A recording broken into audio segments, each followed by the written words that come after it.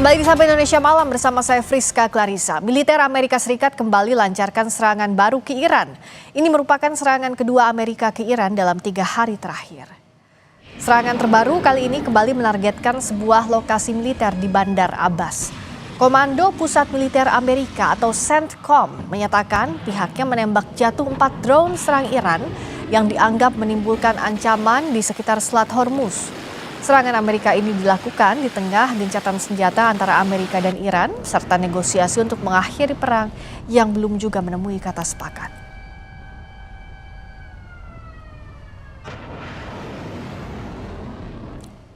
Garda Revolusi Iran menyerang pangkalan udara Amerika Serikat di Kuwait dalam serangan terbaru mereka. Serangan ini sebagai balasan atas serangan AS di wilayah Iran. Sementara militer Kuwait membenarkan telah menghadapi serangan rudal dan drone dari Iran. Salah satu jejak rudal balistik Iran terlihat di Khuzestan sebelum terdeteksi menyerang pangkalan udara AS di Kuwait.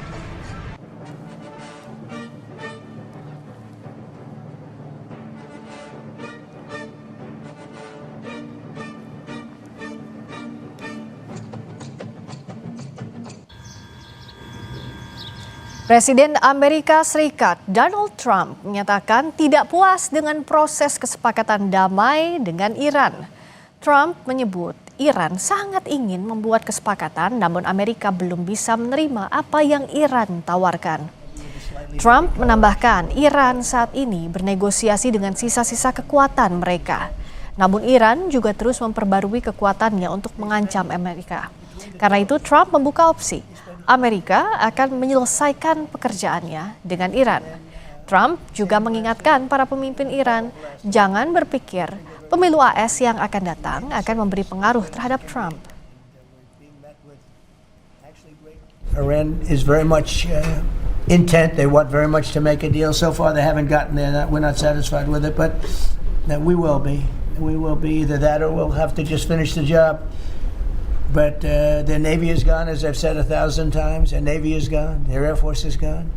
Everything's gone, and they're negotiating on fumes. But we'll see what happens. Maybe we have to go back and finish it. Maybe we don't. A lot of fun doing it. Your staff is fantastic. They've really worked well.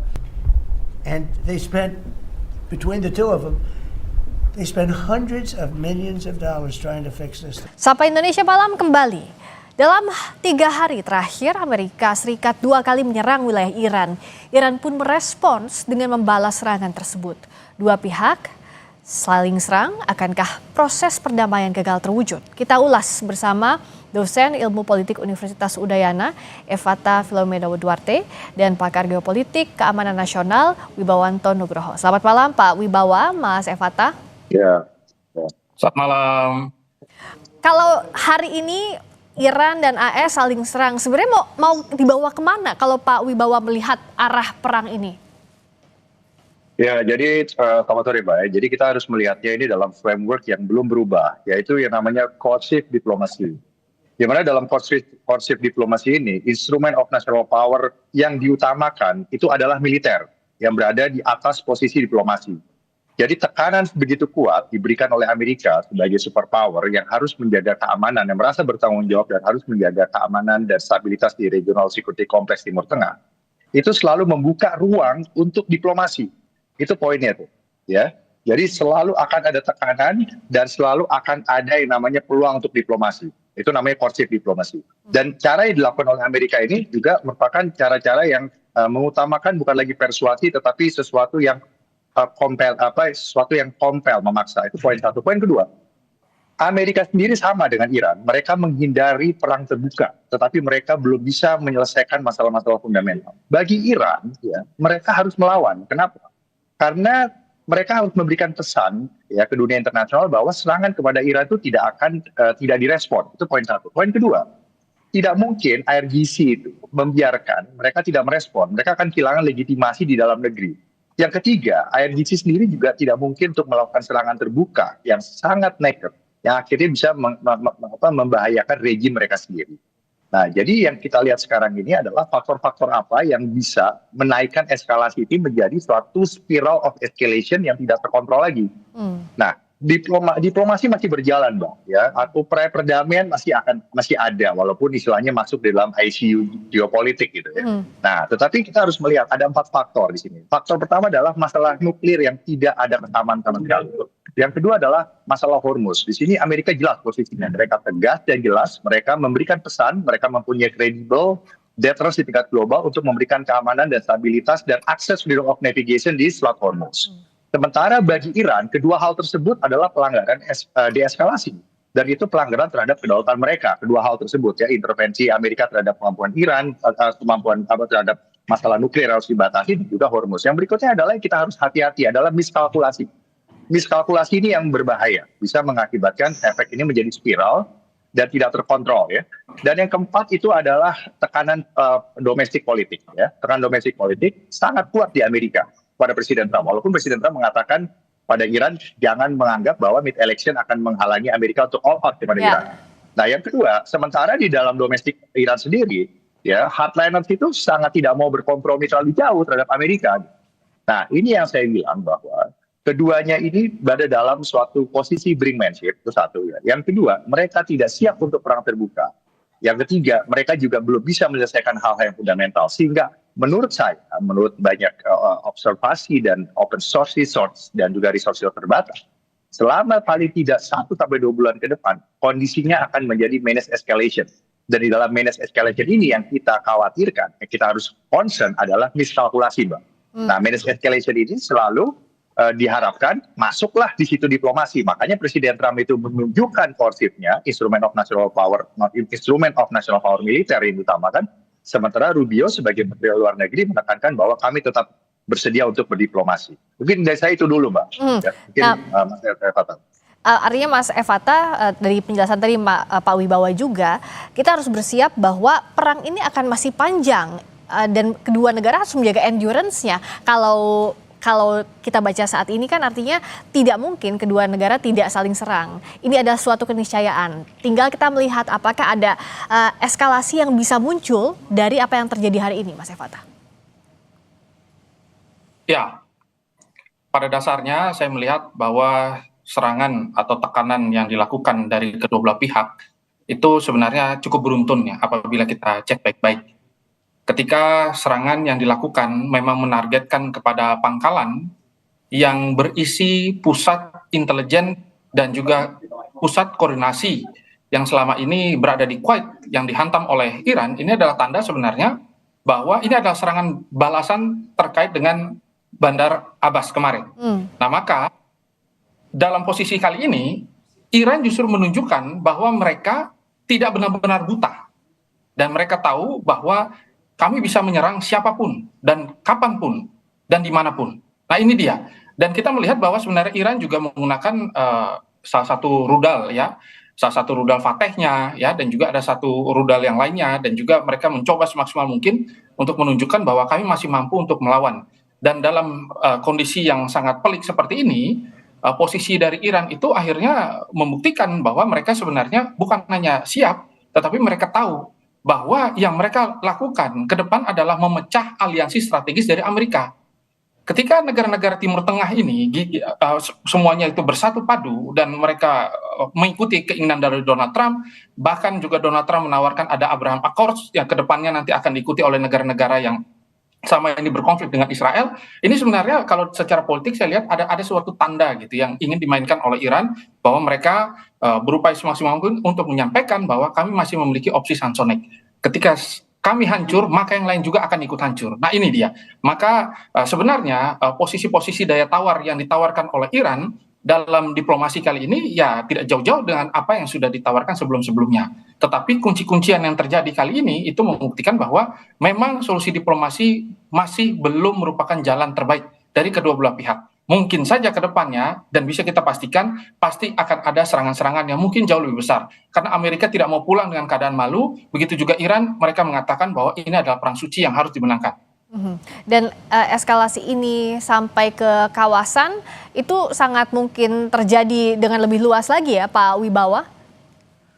Ya, jadi gini, Mbak. Ya, jadi dari perspektif Washington ya, itu mereka harus memastikan bahwa regional security complex structure yang ada di Timur Tengah ini, kalaupun harus direvisinya itu bukan dengan cara yang mempermalukan Amerika, satu, yang kedua dengan mengikuti semua apa yang dimaui oleh Iran, yang ketiga dengan menimbulkan konflik yang berkepanjangan. Sebenarnya itu maunya, ya.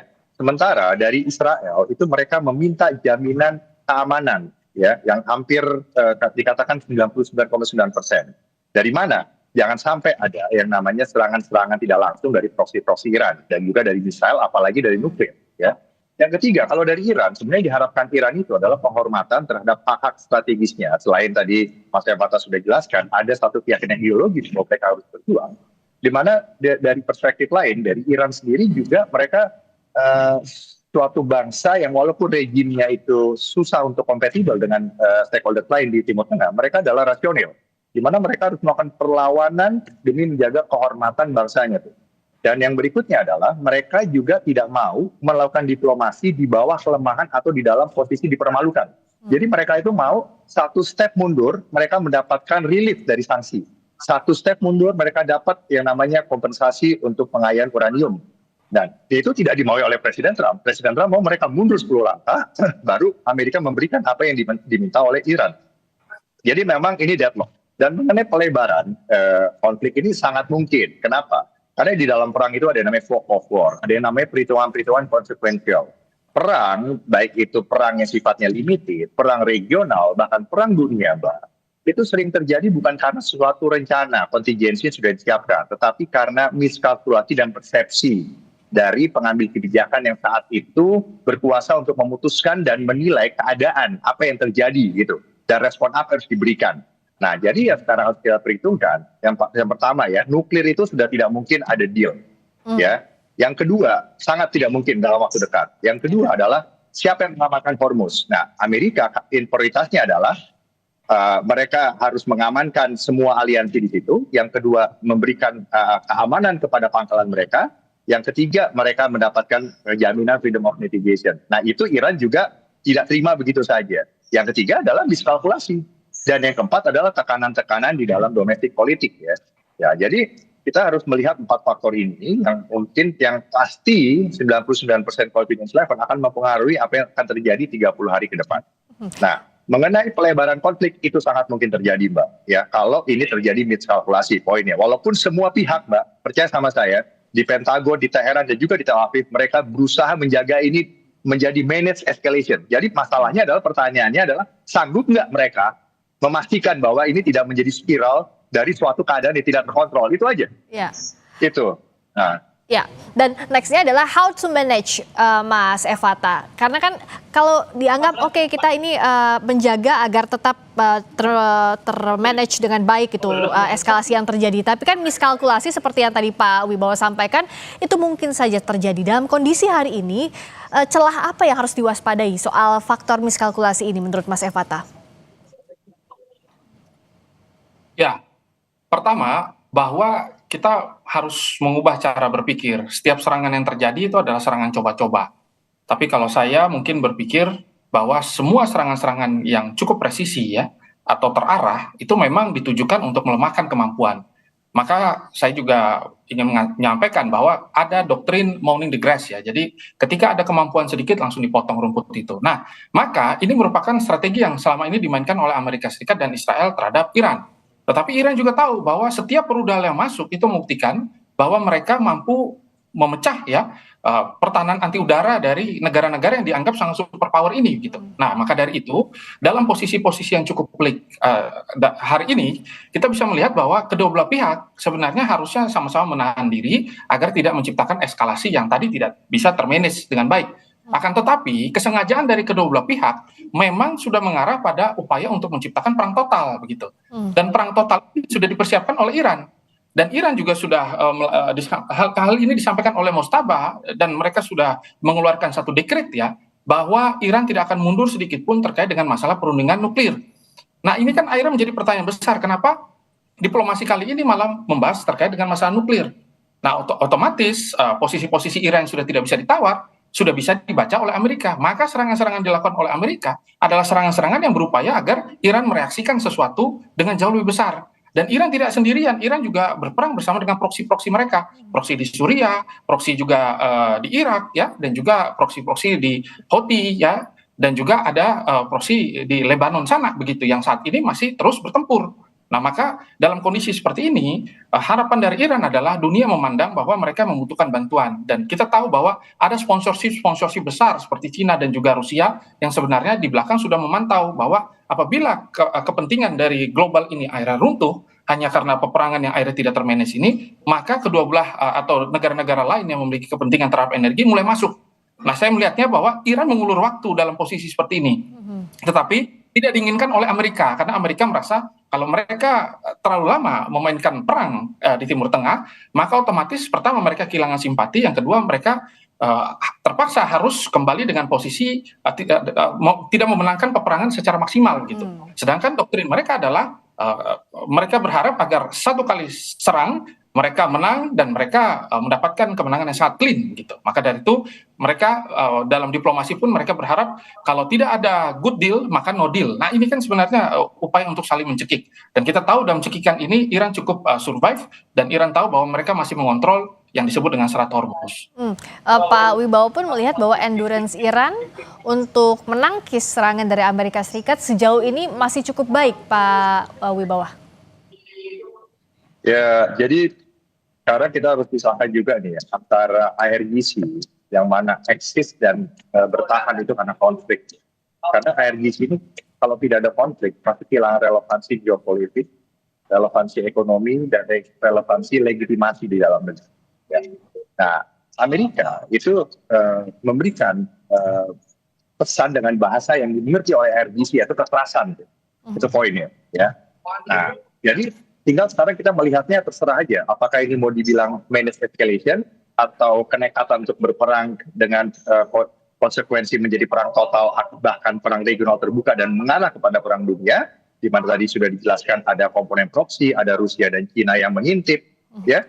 Tetapi yang kita perlu garis bawahi di sini bahwa Iran sendiri ini juga tidak lepas ya ini semua ya, tidak hanya Iran ya, karena ini geopolitik. Geopolitik itu kan semua berbasis kepada ideologi yang melahirkan interest masing-masing bangsa negara.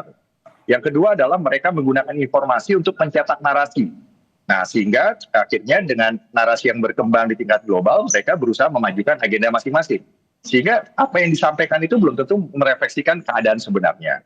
Ya, baik itu Presiden Trump, baik itu Teheran, dan baik itu Tel Aviv. Kalau kita lihat jernih ya sekarang sebagai orang Indonesia, kita lihat jernih. Equilibrium yang perlu dicapai itu ada 3, Mbak. Yang pertama adalah Amerika itu ya harus tetap terlihat kuat. Itu yang dimau Washington ya. Dan di mana memang ada perpecahan di situ, bahwa hawkish Republican itu mengatakan bahwa ini adalah prophetic war, sesuatu yang sudah dinubuatkan, harus terjadi perang ini ya, dan harus dengan bahasa kekerasan karena Iran tidak bisa lagi dipersuasi. Nah, dari Iran selesai, masalah banyak di dunia ini akan selesai. Itu keyakinan mereka. Sementara dari kelompok Republikan yang mengutamakan MAGA, mereka juga tidak mau Amerika terlibat terlalu jauh dalam perang yang berlarut. Gitu. Nah, dan Pentagon juga melihatnya tidak bisa perang terbuka. Ini harus dihadapi dengan Special Operation and Low Intensity Conflict dari kalangan Profession of Arms atau Professional Military Establishment di Amerika. Nah, sementara dari Teheran itu tidak mau kehormatannya itu hancur gitu. Mereka akan menunjukkan kepada dunia internasional dan juga domestic audience bahwa dengan mereka bernegosiasi, artinya mereka berhasil mengeluarkan deterrence untuk mengajak superpower itu bernegosiasi. Jadi harus ada kehormatan juga dari sisi Teheran ya. Dan yang ketiga dari Israel, yang diminta Israel itu adalah mereka dijamin, diakui kedaulatannya dan tidak diserang lagi oleh proksi. Nah, ini yang harus dicapai equilibrium ini oleh Trump. Nah, kalau tidak bisa, konflik ini akan berlanjut terus, Mbak. Nah, dengan special operation and low intensity conflict, tetapi dengan kontingensi kemungkinan akan menjadi konflik yang terbuka ya. Baik itu disengaja atau tidak disengaja, itu kita tidak usah ributkan. Tetapi yang namanya berantem itu pasti akan ada resiko yang eskalatif. Walaupun kita sudah berusaha untuk menahan tidak terbuka. Nah, sementara tidak mudah bagi Iran untuk memecah aliansi di Timur Tengah karena perbedaan sangat struktural juga antara GCC dengan rejim Republik Islam Iran versi 79 gitu. Itu story-nya panjang gitu Ya. ya. Dan dan Rusia dan Cina juga tidak mau Timur Tengah itu berdarah-darah gitu. Jadi Iran itu juga kalau dilihat net assessment ya, Ya. mereka Baik. artinya ada batasnya juga gitu loh. Semua ada batasnya. Israel juga ada batasnya, Amerika juga ada batasnya gitu. Ya. Dan mereka sebagai rational actor juga menghitung juga. Ya, masing-masing punya batasnya. Yang diinginkan jangan sampai Timur Tengah berdarah-darah. Tapi bagaimana akhirnya aliansi masing-masing atau ally masing-masing baik itu Israel maupun Rusia, Tiongkok bisa turut dalam konflik ini dalam kondisi hari ini. Sesaat lagi di Sapa Indonesia Malam. Masih di Sapa Indonesia Malam bersama saya Friska Clarissa. Presiden Amerika Serikat Donald Trump mengancam akan menghancurkan Oman jika negara tersebut menyetujui kerjasama dengan Iran untuk memungut tarif di Selat Hormuz. Trump menyatakan Selat Hormuz merupakan bagian dari perairan internasional. Tidak boleh ada pihak yang mengontrol selat tersebut. Menurut Trump, Oman harus bersikap seperti negara lain dalam masalah Selat Hormuz ini. Pekan lalu, Iran menyatakan tengah bekerja sama dengan Oman untuk membuat mekanisme pengatur jalur aman kapal yang akan melalui Selat Hormuz. Namun tidak ada pernyataan soal pungutan atau tarif untuk Selat Hormuz. No, the strait's going to be open to everybody. It's international waters. Nobody's going to control it. We're going to watch over it. We'll watch over it, but nobody's going to control it. That's part of the negotiation that we have. They would like to control it. Nobody's going to control it. It's international waters, and Oman will behave just like everybody else, so we'll have to blow them up. They understand that. They'll be fine. Masih bersama kami dosen ilmu politik Universitas Udayana Evata Filomeno Duarte dan pakar geopolitik keamanan nasional Wibawanto Nugroho. Kita lanjutkan lagi. Mas Evata, sejauh ini seberapa bisa baik itu Rusia, Tiongkok maupun Israel masuk ke pusaran ini? Sejak awal kan baik masing-masing pihak ini sudah coba masuk dalam bentuk negosiasi ataupun apa itu bentuknya, tapi belum mencapai titik untuk bisa menghentikan atau setidaknya menuju menghentikan perang yang terjadi ini. Mas Evata. Masih di mute, Mas? Minta tolong unmute. Pertama, dalam posisi kali ini ketika kita hitung ya secara diplomasi dan juga ketika kita lihat secara aliansi, posisi Iran memang tampaknya makin sulit. Mengingat bahwa hasil dari pertemuan Donald Trump bersama dengan Xi Jinping kemarin malah menyepakati bahwa Iran tidak boleh memiliki nuklir ya, dan berserta dengan pengayaannya juga. Nah, begitu juga ketika hal ini dalam beberapa laporan-laporan khusus kita lihat bahwa sebenarnya Moskow juga tidak berharap nanti ke depannya kontrol terhadap Selat Hormuz ini ada di tangan dari Iran itu sendiri. Akan tetapi kalau secara backbone ya, kedua belah pihak itu sebenarnya saling mensupport satu dengan yang lainnya selain dari sisi intelijen juga dalam persenjataan dan juga teknologi. Ada beberapa catatan-catatan di mana banyak sekali ilmuwan-ilmuwan nuklir Rusia itu sebenarnya masih berada di Iran ya untuk mengembangkan hal tersebut. Nah, begitu juga ada banyak jalur baru yang sudah disiapkan Iran terkait dengan masalah ekonomi melalui darat yang juga disupport oleh Cina karena Cina sangat bergantung dengan energi yang dipasok oleh Iran itu sendiri. Nah, maka dalam posisi teknis seperti ini sebenarnya sudah ada keinginan dari negara-negara Timur Tengah ya yang merasa bahwa tampaknya perang ini harus segera selesai dan salah satu yang terlihat itu adalah Oman ya yang tetap memposisikan diri secara netral. Oman merasa bahwa ke depan kalau tidak ada posisi yang netral atau upaya untuk mengontrol ya Selat Hormuz dan juga kepentingan-kepentingan strategis semua pihak itu berada pada posisi yang berada pada titik tengah equilibrium, maka akan kesulitan ke depannya. Karena sebenarnya yang diharapkan oleh Iran adalah penghargaan terhadap hak-hak mereka dan ada beberapa langkah-langkah yang sudah disampaikan oleh Kementerian Luar Negeri gitu dari Iran. Tetapi hal ini tidak pernah disepakati oleh Amerika Serikat yang merasa bahwa standing point yang terus berubah-ubah menandakan bahwa sebenarnya Amerika memang tidak serius untuk berdiplomasi. Amerika sangat serius untuk melakukan serangan-serangan yang lebih terukur dan juga terprediksi ke depannya begitu. Dan mereka merasa bahwa mereka harus menang total dalam peperangan kali ini. Maka ketika kita melihat dalam situasi yang cukup pelik ya, negara-negara yang memiliki kepentingan inilah yang diminta oleh Iran ya terkait dengan masalah energi untuk mulai bersuara. Tetapi siapa yang mau berani bersuara dalam kondisi seperti ini? Tidak ada. Maka Iran malah menyiapkan opsi untuk melakukan perang total gitu. Kalau memang dalam posisi-posisi yang sangat sulit ke depan, maka satu-satunya cara adalah memberikan pembalasan begitu, dan ini adalah sesuatu yang tidak bisa mereka hindari begitu, karena ini satu-satunya langkah yang bisa mereka ambil. Nah, Amerika merasa bahwa kali ini diplomasi itu sudah cukup untuk mengganggu stabilitas dari Iran begitu, mengingat bahwa dalam kondisi yang cukup pelik tiba-tiba Donald Trump menawarkan hal-hal yang tidak begitu, Abraham Accord ya terhadap Ya. Israel dan lain sebagainya. Nah, ini kan sebenarnya tanda bahwa keinginan dari Amerika adalah untuk mengacaukan posisi daya tawar dari Iran, dan kita tahu bahwa diplomasi jenis apapun tidak akan dimenangkan oleh Iran sama sekali. Jadi satu-satunya cara yang dilakukan oleh Iran adalah bertahan dan juga melawan balik. Saya lihatnya demikian. Dan itu sudah diketahui Amerika, maka opsi yang diambil oleh Amerika adalah persiapan terhadap serangan sledgehammer yang sebenarnya sudah bocor. Sledgehammer 2.0 ini kan sudah disiapkan oleh Amerika. Dan serangan di Bandar Abbas itu adalah upaya untuk membutakan ya kemampuan radar dari Iran itu juga. Berarti memang sudah dipersiapkan nanti ke depannya akan ada penggunaan bom-bom yang lain ya, yang seperti dilakukan, karena itu merupakan salah satu doktrin taktis yang dimiliki oleh Amerika Serikat yang bekerja sama dengan Israel. Ketidakseriusan Amerika Serikat ini apakah ya tadi menyambung bahwa yang diharapkan Amerika Serikat adalah sledgehammer di depan. Tidak hanya soal nuklir tadi, tidak hanya soal Hormuz, bahkan Abraham Accord juga itu diajukan oleh Amerika Serikat, yang mana itu tidak mungkin diwujudkan sebenarnya kalau kita lihat poin-poin Abraham Accord itu, Pak Wibawa. Enggak. Jadi gini, saya lihatnya agak berbeda ya. Jadi gini, pokoknya Presiden Trump itu ya akan berusaha mencapai apa yang sudah dipursu, mau dikejar oleh Presiden Amerika sejak tahun 79. Merubah orientasi geopolitik Iran. Itu poinnya tuh. Dan sekarang ada operasi khusus untuk mengubah orientasi geopolitical orientation Iran di dalam negeri Iran dengan cara-cara intelijen ya. Operasi khusus ya, tidak terbuka gitu ya. Itu satu poin. Poin kedua, Amerika mau tidak mau harus merangkul China sebagai rising power nomor 2 sekarang GDP-nya, ya, dan Rusia untuk merangkul semua stakeholders di Timur Tengah, ya, minus rejim Iran 79, ya, termasuk rakyat Iran sendiri, ya, yang ingin ini menjadi cepat damai, gitu. Untuk mengubah orientasi geopolitik pemerintah Republik Islam Iran PK79, Amerika harus bekerja sama dengan China dan Rusia. Dan memang hubungannya unik. Tadi Mas Eva sudah jelaskan itu. Amerika juga dengan China unik. Mereka sangat erat dalam hubungan ekonomi dan finance, ya, tetapi mereka juga sangat bersaing dalam hal teknologi dan struktur keamanan. Ya, dan jadi itu suatu hal yang biasa. Jadi karena apa? Karena Rusia dan China itu tidak mau konfrontasi langsung dengan Amerika.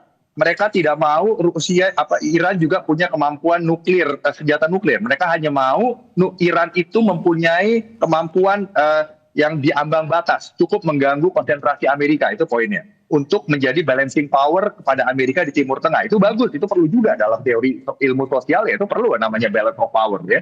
Tapi mereka juga tidak mendukung Iran, ya, untuk berperang terbuka.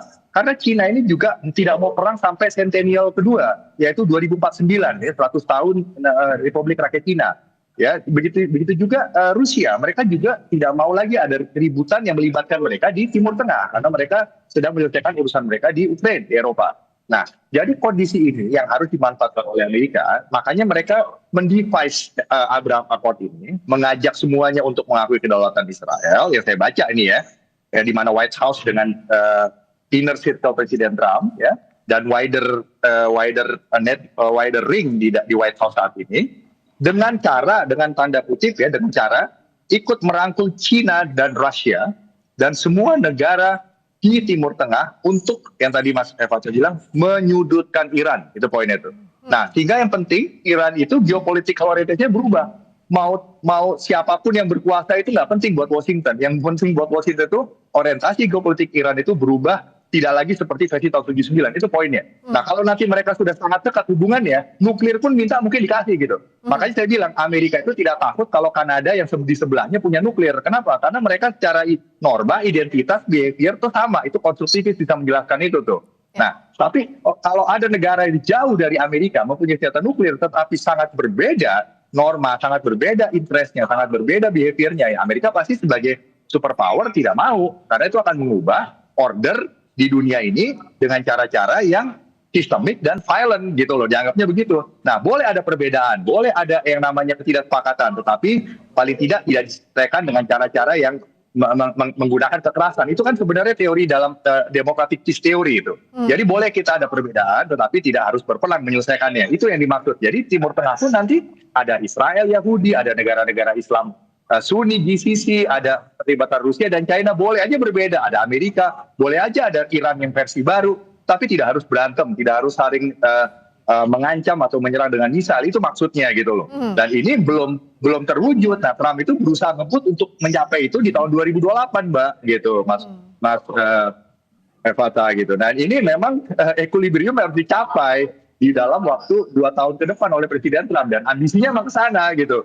Gitu loh, Mbak. Dan makanya ini berbagai macam cara dilakukan untuk itu. Dan kita harus tahu Presiden Trump itu menggunakan pendekatan kuantum. Jadi berubah-ubah itu biasa buat dia gitu. Itu bagian dari Madman Theory itu. Madman Theory yang pernah digunakan oleh Richard Nixon waktu perang Vietnam. Itu dulu dari saya. Will it be possible kalau equilibrium itu akan tercapai dengan strategi yang Trump lakukan tadi, Mas Evata?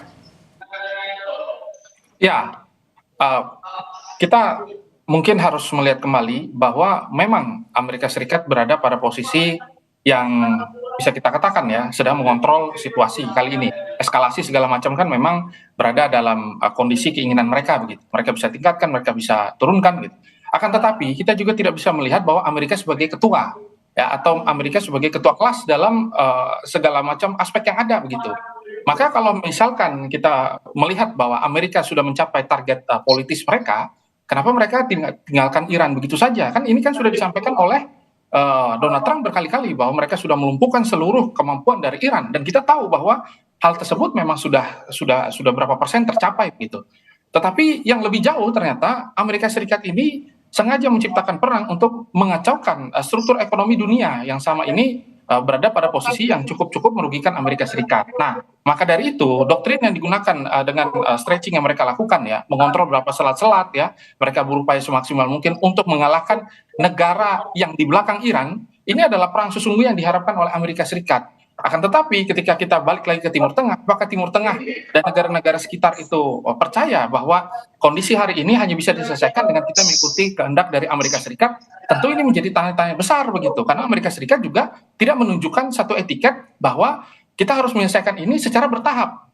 Amerika kan ingin memberikan ultimatum. Nah, ultimatum ini kan ada tahapan begitu. Ketika mereka berharap Iran mematuhi apa yang menjadi kehendak mereka, dan dalam segala macam bentuk diplomasi yang sudah dilakukan, berapa poin itu selalu disetujui oleh Iran. Tetapi selalu mental lagi karena Amerika melakukan serangan. Begitu juga Iran tiba-tiba melakukan serangan. Maka perang kali ini itu bisa dikatakan adalah satu unsur kesengajaan gitu, untuk sama-sama menghancurkan struktur ekonomi yang ada, dan Amerika akhirnya bersama dengan negara-negara yang mungkin tidak terlihat ya mensponsori hal tersebut, mengambil keuntungan terhadap situasi ini gitu.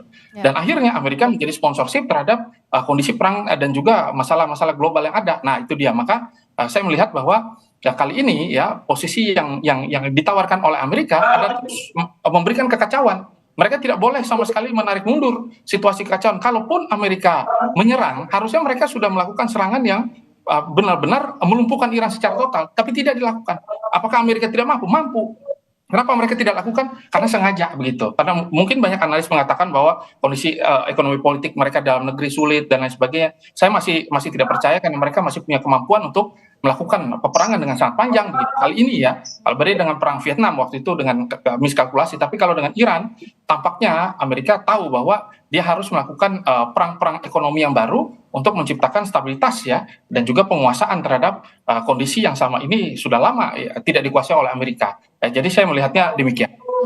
Terakhir Pak Wibawa, tuh sama apa yang bisa terjadi dalam beberapa waktu terakhir ini, kita lihat pendulumnya kemana akan bergerak. Misalnya di kawasan saja, Amerika Serikat pun kan mengancam Oman, jangan sampai itu main-main sampai mendekat dengan Iran. Nah, apa yang bisa kita baca dari hal ini, Pak Wibawa? Ya, Amerika akan kembali secara konsisten saya sampaikan kepada yang namanya diplomasi yang sangat kompleks, sangat challenging, ditambah dengan special operation and low intensity conflict. Jadi tadi yang dijelaskan oleh Mas Evata itu yang saya sebut sebagai special operation and low intensity conflict. Mereka tidak akan dulu menyerang dengan high intensity conflict sekarang. Mereka akan melakukan yang namanya operasi special operation dan low intensity conflict, operasi-operasi khusus dengan satu tujuan, Mbak. Orientasi geopolitik Iran itu berubah dari dalam. Itu poinnya tuh. Nah, itu poinnya. Jadi itu akan terjadi ya, dan efeknya itu bisa sampai dunia, iya itu betul. yang dikatakan tadi. Karena memang di strategi keamanan nasional Amerika tahun 2025 sudah dibilang bahwa Trump akan menggunakan yang namanya integrated deterrence untuk membuat pemaksaan atau namanya compelling arsitektur untuk mengubah apa yang perlu diubah, memperbaiki apa yang perlu diperbaiki dalam perspektif Washington ya, dalam perspektif Presiden Trump ya, termasuk di Timur Tengah, dan khususnya sudah menyebut bahwa yang namanya ancaman itu ada 4. Yang pertama adalah facing threat, itu pertama adalah dari China, yang kedua adalah managing threat itu dari Rusia, dan regional threat itu adalah dari Iran, dan yang namanya nuclear threat yang managing itu datangnya dari North Korea. Jadi 4 itu akan dibereskan oleh Trump dengan cara masing-masing, dan yang sudah dimulai dengan kekerasan adalah Iran. Dan ini yang tadi membuat Amerika tidak bisa keluar begitu saja, karena mereka juga tidak mau kehilangan kredibilitas deterrence tingkat global. Itu beban mereka juga. Ya. Nah, ini menjadi perdebatan juga di Washington, karena perdebatan di Washington itu masih berjalan. Saya tahu persis itu sekarang. Makanya sekarang Trump itu buying time dan melakukan special operation and logistic conflict. Dia tidak mau all out dulu sekarang. Itu poinnya, Mbak. Dan dalam waktu dekat dipastikan tidak ada yang mau keluar dari gelanggang terlebih dahulu ya. Ya, Tidak. Ya. Baik, terima kasih atas perspektifnya pada malam hari ini, Pak Wibawanto Nugroho, pakar geopolitik dan keamanan nasional. Terima kasih juga Mas Evata Filomeno Duarte, dosen ilmu politik Universitas Udayana. Selamat malam.